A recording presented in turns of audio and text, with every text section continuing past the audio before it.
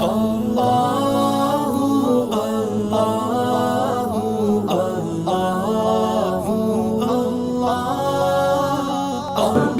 پھر آقا نے روتے روتے فرمایا کاش آج میری ماں زندہ ہوتی اور میں لوگوں کو نماز عشاء پڑھا رہا ہوتا اور اس میں سورہ فاتحہ کی تلاوت کر رہا ہوتا، پھر میری ماں کو میرے ساتھ کوئی کام یاد آ جاتا، میری ماں دروازے کی چلمن کو سرکا کے کہتی ابنی محمد، میرے بیٹے محمد میری بات سنو۔ فرمایا لوگو میں اپنی نماز توڑ کے پہلے ماں کی بات کو سن لیتا۔ یہ ماں ہے جس کی محبت کو مصطفیٰ کریم نے بھی محسوس کیا ہے۔ اونچی مسندوں پہ بیٹھنے کا وہ مزہ نہیں جو ماں کے قدموں میں بیٹھنے کا مزہ ہے۔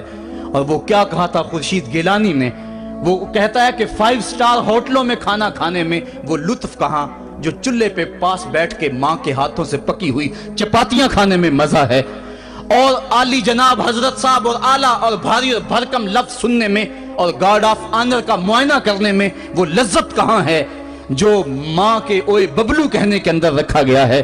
ماں جب بولتی ہے تو اس کے لہجے میں جبریل بولتا ہے، ماں جب مسکرا کے دیکھ لیتی ہے تو لگتا ہے جنت کی ساری کلیاں کھل اٹھی ہیں۔ ایک شخص نے سین حرم میں اپنی ماں کو اپنے کندھوں پہ سوار کرا کے طواف کروایا اور پھر حضور کی خدمت کے پاس میں حاضر ہوا، عرض کی حضور میں نے کہ اپنی ماں کا حق ادا کر دیا ہے، کہا تو اس کی ایک مسکراہٹ کا بدل نہیں دے سکا۔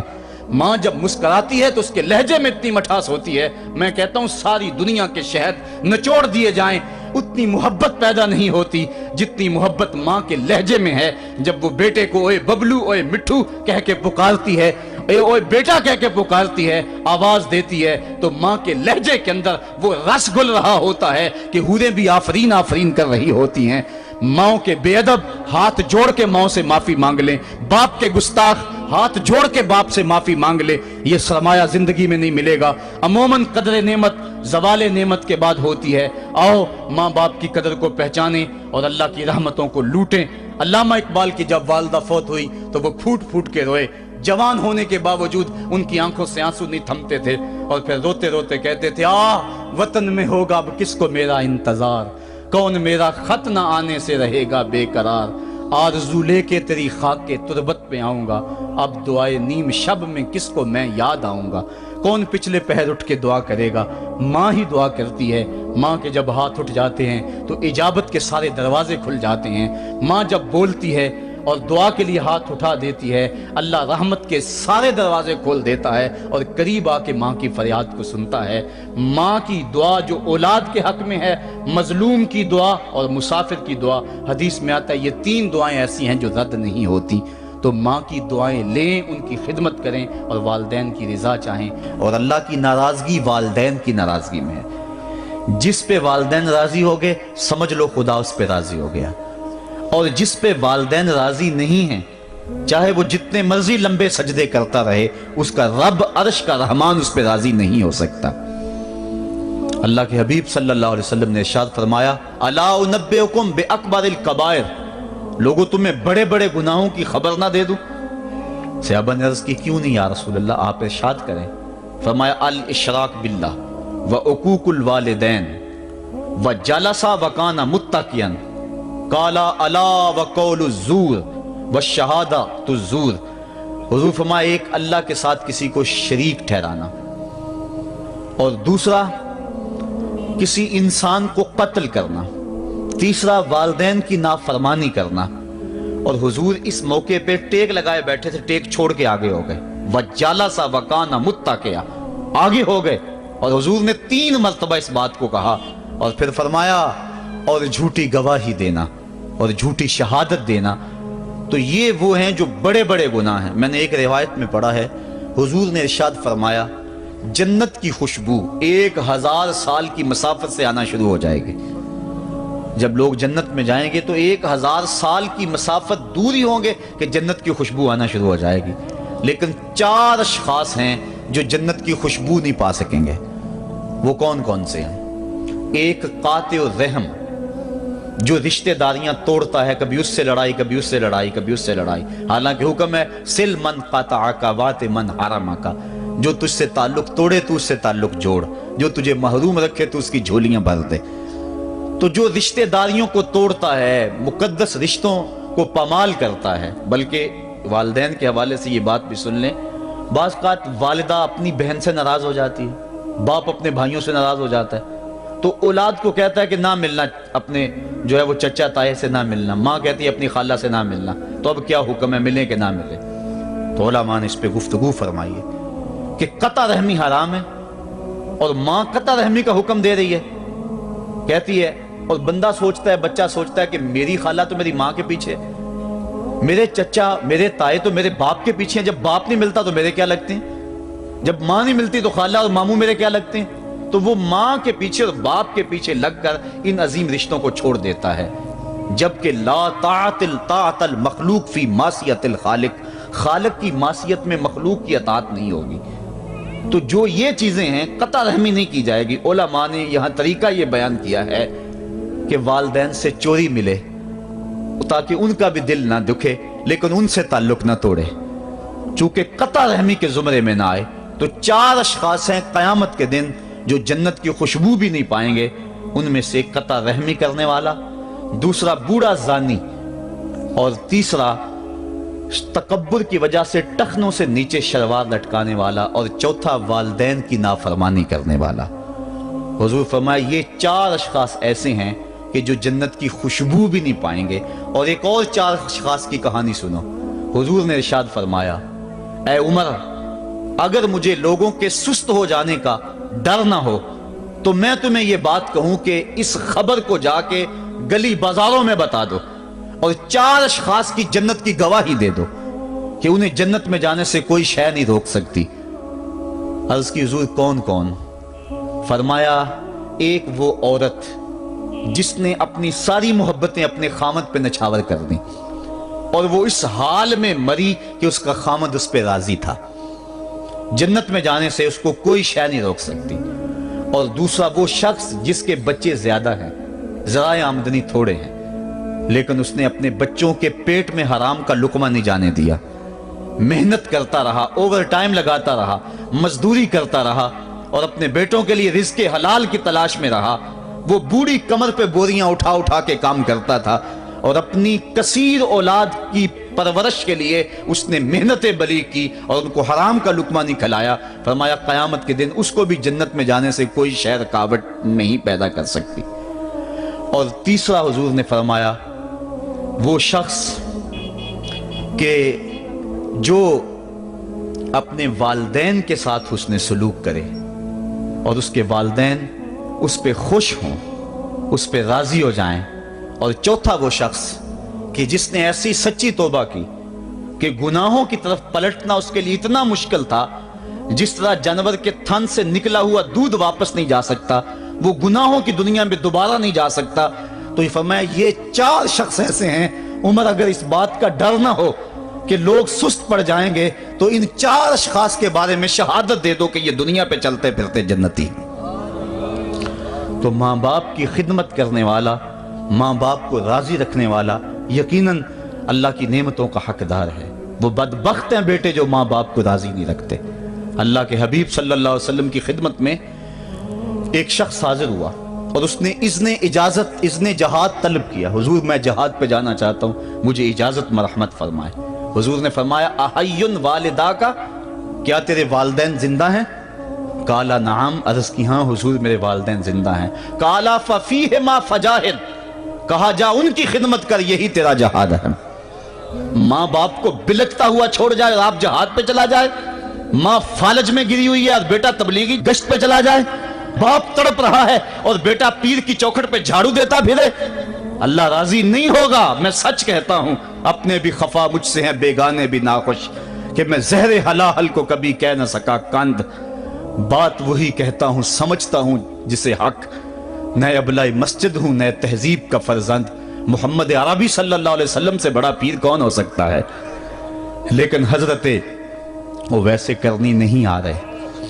آقا کریم اپنے بٹن کھولتے ہیں اور کرن کی طرف، یمن کی طرف رخ کر کے لمبی سانسیں لیتے ہیں اور کہا میں رحمان کی خوشبو پا رہا ہوں۔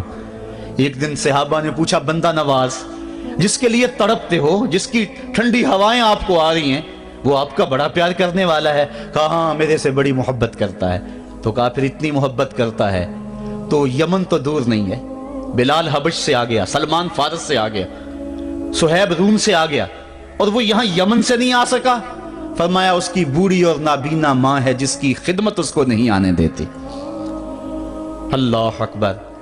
اب حضرت اویس کرنی نہیں آئے لیکن خیر التابعین کہلائے، آئے نہیں لیکن حضور ان کی یاد میں تڑپ رہے ہیں۔ اللہ، بلکہ حضور نے فرمایا کہ کوئی جائے اویس بن عامر کو ملے، اور جب ملے تو اس کو کہنا میری امت کی بخشش کی دعا کرے۔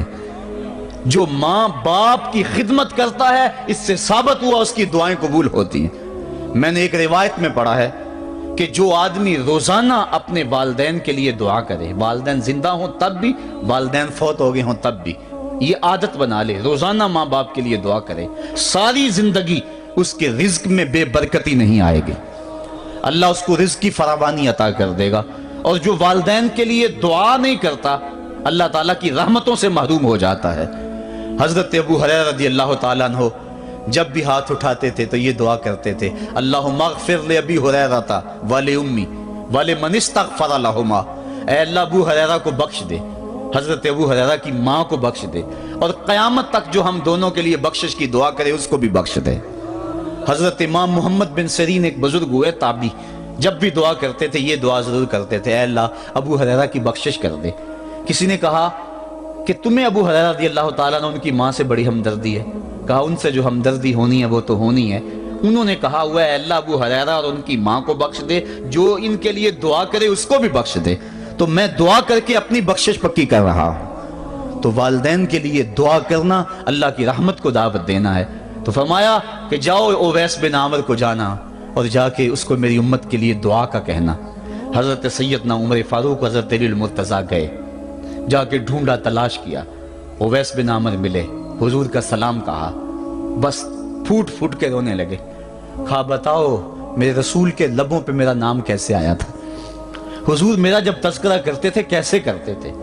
یہ درد دیکھا تو بولے کہ کیا آپ اتنی محبت رکھتے ہیں تو پھر ملنے کیوں نہیں آئے حضور کو، اتنا جو پیار رکھتے ہیں تو زیارت کرنے کیوں نہیں آئے۔ تو حضرت اویس کرنی نے بات کے رخ کو بدلا، کہا تم نے میرے رسول کو دیکھا، تم نے میرے رسول کی زیارت کی ہے؟ کہا ہاں ہم تو صبح و شام وہاں رہے ہیں۔ کہا پھر بتاؤ حضور کے یہ ابرو جڑے ہوئے تھے یا کھلے ہوئے تھے؟ اب دونوں حیران ہو گئے، کہا تم نے تو دیکھا میں نے تو دیکھا نہیں، تم بتاؤ نا، پھر میں تو گیا نہیں، مجھے کہتے ہو گیا نہیں، تم بتاؤ حضور کے ابرو جڑے ہوئے تھے یا کھلے ہوئے تھے؟ حیران ہیں، کہا حضور آپ ہی بتلائیے۔ کہا کوئی دور سے دیکھتا تو جڑے ہوئے نظر آتے، قریب آ کے دیکھتا تو کھلے ہوئے نظر آتے۔ یہ وہ ہے جو ماں کی خدمت کرتا رہا اور حضور کے دربار میں حاضر نہیں ہو سکا، لیکن حاضری اس کی تھی، وہ جہاں بھی تھا وہ نبی کے قرب میں تھا۔ تو اس لیے ماں باپ کی خدمت اتنا بڑا وظیفہ ہے۔ حضرت بایزید بستامی کہتے ہیں میں نے حق معاف کروا لی اپنی ماں سے، کہ ماں تیرے حق ادا کروں یا اللہ کے حق ادا کروں، تو مجھے اپنے حق معاف کر دے، میں اللہ سے اپنے حق معاف کروا لیتا ہوں، اپنی اللہ کو راضی کر لیتا ہوں۔ جنگلوں میں گھومتے رہے، 12 سال بیت گئے، ایک دن دوبارہ آئے، بستام کی سمت سے گزرے، خیال آیا چلو ماں کو سلام کر جاؤں۔ تہجد کا وقت تھا، رات کا وقت تھا، دروازے پہ کھڑے رہ گئے کہ میری ماں سوئی ہوگی، میں نے کبھی کوئی خدمت نہیں کی ماں کی، تو اب اٹھا کے تکلیف کیوں دوں۔ ساری رات کھڑے رہے، جب تہجد کا وقت گزرا تو نالی سے پانی آیا، سمجھ گئے کہ میری ماں تہجد کے لیے اٹھی ہے، دروازے کے قریب ہو گئے تو ماں نے ہاتھ اٹھا لیے، کہا اللہ میرا بیٹا بایزید تیری طلب میں نکلا ہوا ہے، میں نے اسے اپنے حق معاف کر دیے، تو اس کو اپنا وصال عطا کر دے۔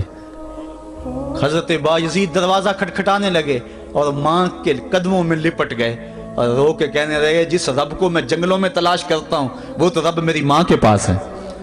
تو ماں کی دعاؤں میں اللہ کی رضا ہے، ماں راضی ہو جائے تو سمجھ لو خدا راضی ہے۔ اللہ تعالیٰ جل شانہ نے ارشاد فرمایا وَقَضَىٰ رَبُّكَ أَلَّا تَعْبُدُوا إِلَّا إِيَّاهُ، تیرے رب نے یہ طے کر دیا ہے کہ اس کے علاوہ کسی کی پوجا نہیں کرو گے، وَبِالْوَالِدَيْنِ إِحْسَانًا، اور والدین کے ساتھ اس نے سلوک سے پیش آؤ گے، اما یبلغن عندک الکبر احدہما او کلاہما فلا تقل لہما اف ولا تنہرہما، اگر تیرے پاس دو یا دونوں میں سے ایک بڑھاپے کو پہنچ جائیں تو پھر ان کے سامنے تو نے اف بھی نہیں کہنی اور نہ ان کو جھڑکنا ہے اور ان سے نرم لہجے میں بات کرنی ہے۔ جب ماں باپ جوان ہوں، بچوں کی ضروریات پوری کر رہے ہیں، ان کے تعلیمی اخراجات اور ان کے معاشی سارے معاملات درست کر رہے ہوں، تو اس وقت تو والدین کی بچے تعظیم کرتے ہی ہیں۔ امتحان اس وقت شروع ہوتا ہے جب ماں باپ بوڑھے ہو جاتے ہیں اور چلنے پھرنے کی سخت بھی نہیں رہتی، صرف سانس کی ایک ڈوری لٹکی رہتی ہے، اور جس طرح بچہ اپنے بدن سے مکھی بھی نہیں اڑا سکتا تھا، اب یہ حالت ماں باپ پر آ گئی اور بچے کی طرح مزاج چڑچڑا ہو گیا۔ زمانے کے حالات بدل گئے، لیکن باپ کی وہ پرانی روش ہے، وہ اسی انداز میں اسی ڈگر میں بات کرتا ہے۔ یہ آزمائش کے دن ہیں، یہ امتحان کے دن ہے، اب دیکھنا ہے والدین کی اس وقت تعظیم کون کرتا ہے۔ فرمایا اما یبلغن عندک الکبر، اگر تیرے پاس وہ بڑھاپے کو پہنچ جائیں، دونوں پہنچ جائیں، یا تیری خوش قسمتی کہ دونوں میں سے ایک پہنچ جائیں یا دونوں پہنچ جائیں، تو پھر ان کی تو نے تعظیم کرنی ہے۔ کیا کیسے تعظیم کرنی ہے؟ فلا تقل لہما اف، تو نے ان کو اف بھی نہیں کہنا۔ حضرت امام فخر الدین رازی کے حوالے سے میں آج ہی صبح یا گزشتہ شب اف کی تشریحات دیکھ رہا تھا، انہوں نے 12-13 اقوال بیان کیے ہیں، لیکن 2 قول فرماتے ہیں۔ اف یہ ہے کہ انسان کے بدن کے اوپر جو شفاف رہتا ہو، صاف رہتا ہو، مٹی پڑ جائے، ریت کا ذرہ پڑ جائے تو اس کو پھونک مار کے اس کو ہٹاتا ہے، تو وہ پھونک سے جو آواز پیدا ہوتی ہے اس کو عربی میں اف کہتے ہیں۔ تو پھر اف ہر اس چیز کے لیے منقول ہو گیا جو ناپسندیدہ ہے۔ ایک تو قول یہ ہے کہ والدین کے سامنے اس احتیاط سے رہو۔ دوسری بات آپ فرماتے ہیں اف کا مفہوم یہ ہے کہ جب ماں باپ بوڑھے ہو جائیں تو بول و براز چارپائی پہ نکل جاتا ہے اور انسان ان کو اٹھا کے ان کی خدمت کرتا ہے، صفائی کرتا ہے، کپڑے بدلتا ہے۔ انسان کی طبیعت میں جو فطری نفاست ہے اس کے تحت اس کو ماں باپ سے جو مکروہ اور ناپسندیدہ بو آتی ہے اس سے وہ بچنا چاہتا ہے۔ وہ نفرت ماں باپ سے نہیں ہوتی، وہ نفرت اس بدبو سے ہوتی ہے جو ماں باپ کے بدن سے یا چارپائی سے یا کپڑوں سے اٹھ رہی ہے۔ تو بندہ اپنے جو ہے وہ ناک پہ کپڑا رکھ لیتا ہے اس بدبو سے بچنے کے لیے۔ تو اف کے مفہوم کو بیان کرتے ہوئے حضرت امام رازی کہتے ہیں کہ انسان کو اس بات سے بھی روکا گیا ہے کہ تو اپنے ناک پہ کپڑا رکھ کے اگر ان کو صفائی کر رہا ہوگا تو ماں باپ کے نازک دل پہ کہیں یہ بوجھ نہ آ جائے کہ میرا بیٹا مجھ سے نفرت کر رہا ہے۔ اس لیے والدین کی تعظیم کا عالم یہ ہے کہ تو کھلے ناک سے ان کی خدمت کرے اور وہ بدبو سہتا رہے اور اپنے ناک کے اوپر کپڑا بھی نہ رکھے کہ تیرے ماں اور تیرے باپ کے دل کے اندر اتنا خلال اور ملال بھی پیدا نہ ہو۔ یہ ہے اف کا زمرہ۔ حضرت امام حسن رضی اللہ تعالیٰ عنہ نے ساری زندگی اپنی والدہ حضرت فاطمہ الزہرا کے ساتھ بیٹھ کے کھانا نہیں کھایا تھا۔ ایک دن حضرت سیدہ فاطمہ نے فرمایا کہ بیٹا میرا جی چاہتا ہے کہ میرے ساتھ تم بیٹھ کے کھانا کھاؤ، لیکن تم نے کبھی بھی میرے ساتھ بیٹھ کے کھانا نہیں کھایا، کیا وجہ ہے اس کی؟ تو حضرت امام حسن فرمانے لگے، عرض کرنے لگے امی میں اس ڈر سے آپ کے پاس بیٹھ کے کھانا نہیں کھاتا کہ کہیں کسی لقمے کی طرف آپ کی نظر بڑھ جائے اور میں عدم آگہی کی وجہ سے اپنے ہاتھ کو اس لقمے کے پہ ڈال لوں اور نہ جان سکوں کہ اس لقمے کو اٹھانے کا ارادہ میری ماں کے دل میں پیدا ہو چکا ہے اور میں اللہ کی رحمتوں سے محروم ہو جاؤں، اس ڈر سے میں آپ کے ساتھ بیٹھ کے کھانا نہیں کھایا کرتا۔ یعنی ماں باپ کی تعظیم کا عالم یہ ہے، اف تک نہ کہو۔ حضرت سعید بن المسیب رضی اللہ تعالی عنہ جلیل القدر تابعی ہیں، وہ فرماتے ہیں کہ والدین کے سامنے بیٹے کی حالت کیا ہونی چاہیے۔ وہ فرماتے ہیں جس طرح بھاگا ہوا غلام پکڑا جائے اور اس کو پکڑ کے جو ہے وہ آقا کے سامنے پیش کر دیا جائے، تو اس بھاگے ہوئے غلام کو پکڑ کے جب آقا کے سامنے پیش کر دیا جائے تو جو حالت اس غلام کی ہوتی ہے بیٹے کی حالت یہ ماں باپ کے سامنے ہونی چاہیے۔ اب ان بیٹوں کو سوچنا چاہیے جو اپنے ماں باپ کو دقیانوسی کا تانا دیتے ہیں اور سمجھتے ہیں یہ اولڈ فیشن ہے، انہیں کیا پتا زمانہ کہاں چلا گیا ہے، اور ان کے فیصلوں کو مسترد کرتے ہیں۔ علماء نے اس بات کو تفصیل کے ساتھ بیان کیا ہے کہ شریعت کے جو قطعی ضابطے ہیں ان ضابطوں اور ان قوانین کو اور ان معاملات میں تو والدین کی فرما برداری نہیں ہوگی اللہ کی اگر معصیت ہوتی ہو، لیکن جو معاملے شک والے ہیں وہاں ماں باپ کے قول کو ترجیح دی جائے۔ تو فرمایا ان کے سامنے اف بھی نہیں کہنی۔ وَقُلْ لَهُمَا قَوْلًا كَرِيمًا، اور ان سے نرم لہجے میں بات کرنی ہے۔ وَخْفِضْ لَهُمَا جَنَاحَ الذُّلِّ مِنَ الرَّحْمَةِ، اور ان سے بات اور ان کے لیے اپنے بازو بچھا لینے ہیں نرم دلی کی وجہ سے، نرمی کی وجہ سے۔ جب جانور زمین کی طرف رخ کرتا ہے، اوپر سے نیچے کی طرف آتا ہے تو اپنے پروں کو سکیڑ لیتا ہے، تو اس کے لیے یہ لفظ بولے جاتے ہیں وَخْفِضْ لَهُمَا جَنَاحَ۔ تو اللہ تعالیٰ فرمایا جس طرح وہ جانور عزت سے اپنے بازو سکیڑ لیتا ہے اور پھیلاتا نہیں ہے، والدین کے سامنے تیری اکڑ، تیرا عہدہ، تیرا منصب، تیری شانیں، تو بڑا اونچا ہے، لوگ تجھے سلوٹ کرتے ہیں، تیرے ہاتھ چومتے ہیں، تجھے سلام کرتے ہیں، اونچی کرسیوں پہ تو بیٹھتا ہے، لیکن وہ سب وہاں چھوڑ دے اور ماں کے قدموں میں عاجز بن کے بیٹھ جا، باپ کے قدموں میں عاجز بن کے بیٹھ جا، وہاں اپنی اس کسی چیز کا لحاظ رکھ۔ پرندہ اوپر کوڑے تو پر کھولے، لیکن جب نیچے آئے تو پروں کو سمیٹ لے، تیرا عہدہ، تیرا منصب باہر رہے، جب ماں باپ کے پاس آئے اس وقت تو مؤدب غلام کی صورت میں اپنے والدین کے سامنے کھڑا۔ وَقُلْ رَبِّ ارْحَمْهُمَا كَمَا رَبَّيَانِ صَغِيرًا، اور اگلا حق یہ بیان فرمایا کہ اللہ کی بارگاہ میں عرض کر رہا ہے اللہ میری ماں پر بھی اور میرے باپ پر بھی رحم فرما دے، جس طرح میں چھوٹا تھا اور میرے اوپر انہوں نے رحم فرمایا۔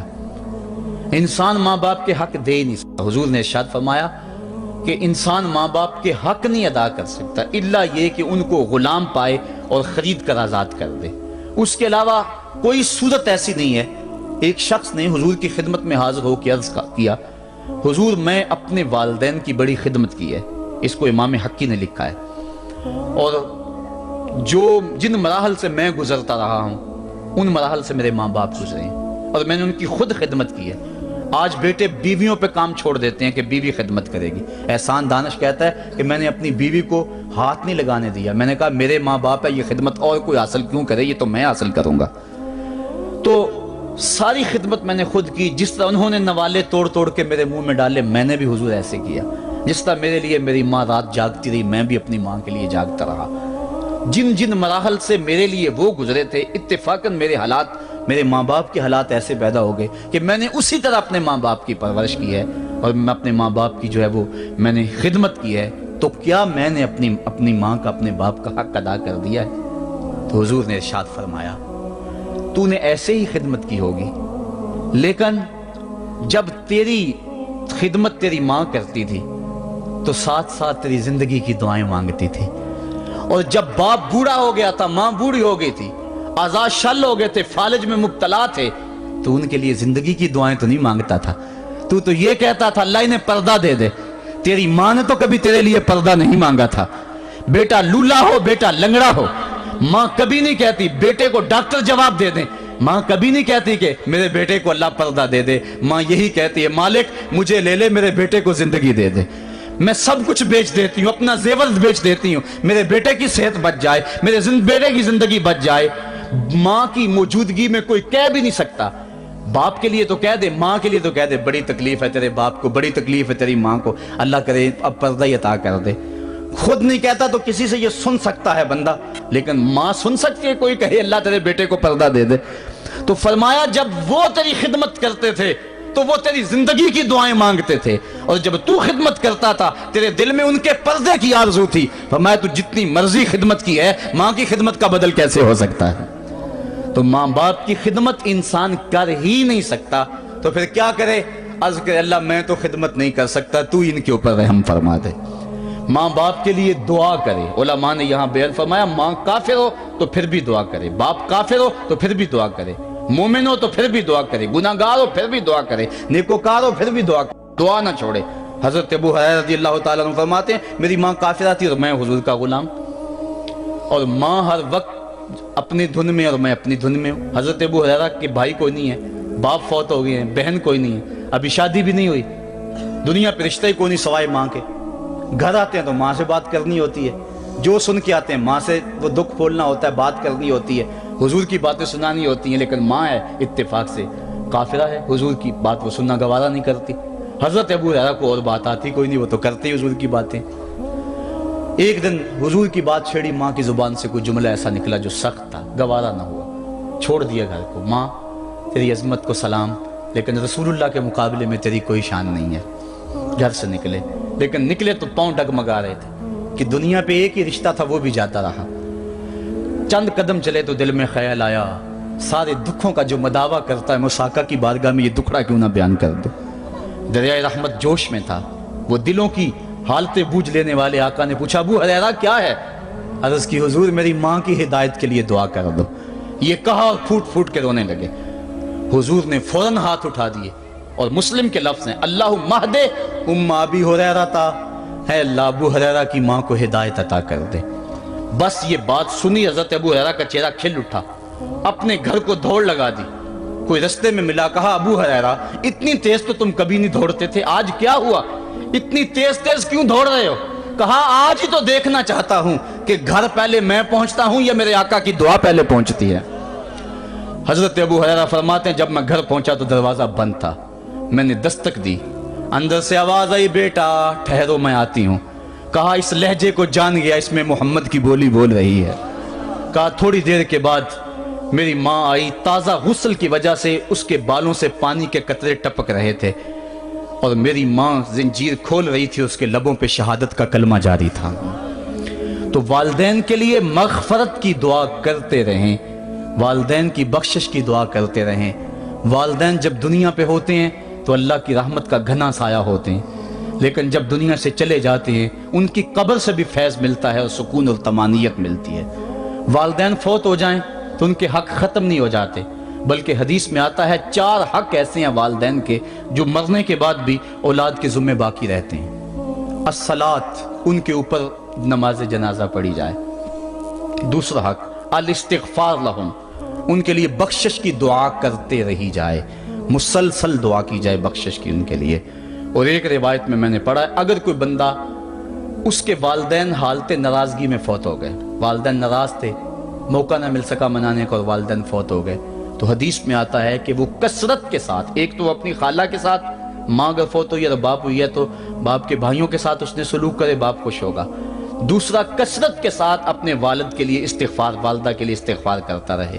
جب کثرت سے استغفار ہوتا رہے گا تو اس کے والدین راضی ہوں گے، اللہ اس کے گناہ کو معاف فرما دے گا.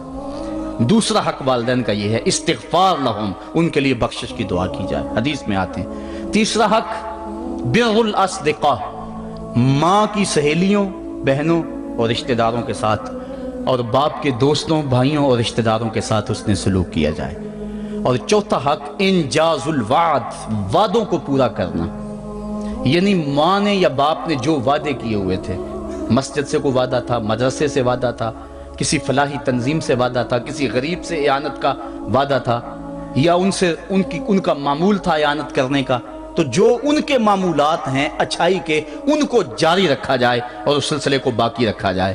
تو یہ 4 حق ایسے ہیں جو والدین کے مرنے کے بعد بھی اولاد کے ذمہ باقی رہتے ہیں. والدین اللہ کی بہت بڑی نعمت ہیں. جب یہ سایہ سر سے اٹھ جاتا ہے تو پھر پتہ چلتا ہے کتنا گھنا سایہ تھا. صاحبو، جن کے والدین زندہ ہیں وہ ان کی زندگی کو غنیمت سمجھے، اور جن کے والدین کا گھنا سایہ ان کے سر سے اٹھ گیا ہے وہ ان کے لیے استغفار اور کثرت دعا سے ان کی رضا حاصل کرنے کی کوشش کریں.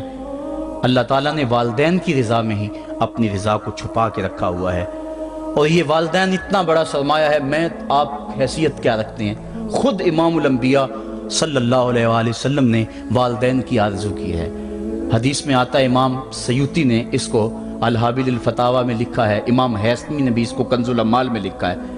ایک دن حضور نماز عشاء پڑھانے آئے. نماز عشاء پڑھانے کے لیے مصلی پہ کھڑے ہوئے، تا حد نظر صحابہ تھے. حضور کو دیکھ کر ادب سے کھڑے ہو گئے، بس آنکھیں چھلکنے لگیں. پھر حضور نے روتے روتے کہا، لو ادرکت والدی او احدہما، کاش آج میرے ماں باپ زندہ ہوتے یا ان میں سے کوئی ایک ہی زندہ ہوتا. انسان نے دکھوں کی زندگی گزاری ہو، بعد میں اللہ خوشحالیاں دے دے، تو انسان آرزو کرتا ہے کہ کاش آج میرے ماں باپ زندہ ہوتے. میرے دکھوں بڑا دور دیکھا تھا، آج سر پہ عزتوں کی سجی ہوئی دستار بھی دیکھتے. میری غربت دیکھی تھی، دولت کی ریل پیل بھی دیکھتے. میرے گھر میں پریشانیاں دیکھی تھی، میرے گھر کے آنگن میں محبتوں کے کھلے ہوئے گلاب بھی دیکھتے. آرزو کرتا ہے، تمنا کرتا ہے. اللہ کے حبیب صلی اللہ علیہ وسلم کے والد اس وقت انتقال کر گئے تھے جب حضور شک میں مادر میں تھے. والدہ اس وقت انتقال کر گئی جب عمر 6 سال تھی. ابوا کی ریت کے ٹیلے ہیں، مدینہ المنورہ سے واپسی ہے. حضرت آمنہ، حضرت ام ایمن اور حضور، 3 نفوس پہ مشتمل یہ قافلہ ہے، 2 اونٹ ہیں۔ حضرت آمنہ کو بخار ہو گیا، جان گئی کہ یہ میرا بخار جان لیوا ثابت ہوگا۔ ام ایمن کو بلایا، حضور کا ہاتھ پکڑ کے ان کے ہاتھ میں دیتے ہوئے کہا، ام ایمن میرے اس بیٹے کو بحفاظت امیر قریش عبد المطلب تک پہنچا دینا۔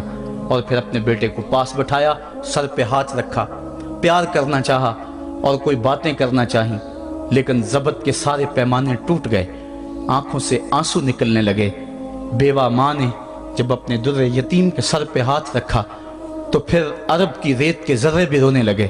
سیدہ آمنہ نے روتے ہوئے چند جملے کہے جو ابن حشام نے محفوظ کیے، کہا بیٹا ہر نئی چیز نے پرانی ہو جانا ہے اور ہر باقی نے فنا ہو جانا ہے، میں بھی جا رہی ہوں، وہ ذکری باق، لیکن میرا ذکر نہیں مٹے گا، وہ ولد تو تہرا، اس لیے کہ تیرے جیسا پاکیزہ بیٹا چھوڑ کے جا رہی۔